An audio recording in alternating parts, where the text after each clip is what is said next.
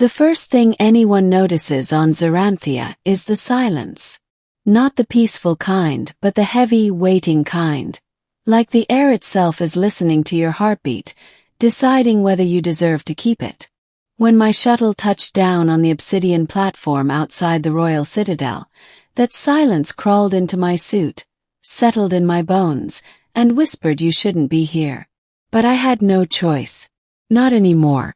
I stepped out slowly, hands raised.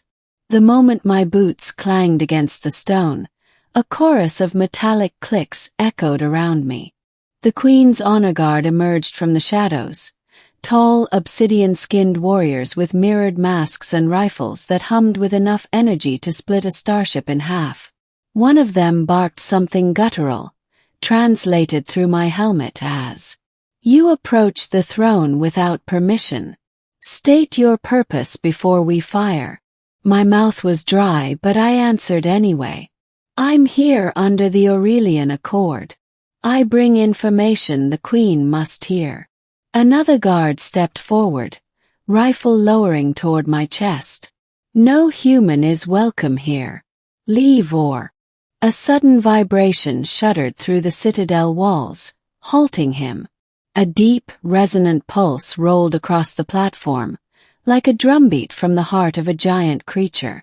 The guards knelt instantly. "She's coming," I realized. The air shimmered with bioluminescent dust. The stone floor unfolded, opening like petals around a blooming flower. And from below rose the throne of the Zoranthian queen, part living organism, part crystalline structure. And upon it sat Queen Zelyura. No human had ever seen her in person and lived to tell the tale. Her body was elegant but terrifying, built from iridescent chitin and coiling tendrils that glowed like molten gold. 4 arms, 2 wings folded against her back, and a crown grown directly from her skull. Her eyes, 6 of them, focused on me with a predator's curiosity. "Ooh, human. Step forward." I swallowed hard. This was the moment that decided everything. The guards' rifles followed my every move as I approached the shimmering dais. "Your Majesty," I began, "I come with news regarding your daughters, Princesses Sayla and Lyrian." Instantly the temperature seemed to drop. The Queen's wings flared, rattling with fury. "My daughters were taken by your people. You dare speak their names?" The guards raised their weapons again. This time they meant to fire. And that was when I spoke the only words that could save me. "They are behind me." For a split second no one moved. Then a soft rustle, gentle as wind through leaves, filled the platform. Tiny footsteps. 2 shadows slid into view, stepping around me and into the full glow of the citadel lights. Sayla and Lyrian, the twin princesses, looked exactly as they had the day the research station found them drifting in an escape pod. Small, delicate, barely 12 in human years, with luminous markings swirling across their skin. I had spent months protecting them, teaching them human language, learning theirs, keeping them hidden from those who wanted to use them. And now they had insisted on coming with me. The moment the Queen saw them, all 6 of her eyes widened. Her wings folded tight against her back. The rage evaporated, replaced by something raw and vulnerable. "My children!" She rose from her throne, her steps trembling. The guards froze, not out of discipline but shock. Sayla ran to her first. The Queen dropped to her knees, catching her daughter with all 4 arms, pulling her close. Lyrian followed, burying her face against her mother's chest. I turned away, feeling like I was intruding on something sacred. The Queen whispered to them in the old Zoranthian tongue, her voice chittering and melodic. Then she looked at me, not with anger now, but something far more complex. "You safeguarded them." "Yes," I said quietly. "When the Federation captured their pod, I was assigned to oversee their transfer. But when I learned the Admiralty planned to use them as leverage against you, I couldn't let that happen. The Queen's mandibles tightened. Humans have always sought advantage over us. Why are you different? I hesitated. Because they're children. And because they trusted me. Sayla glanced up at her mother.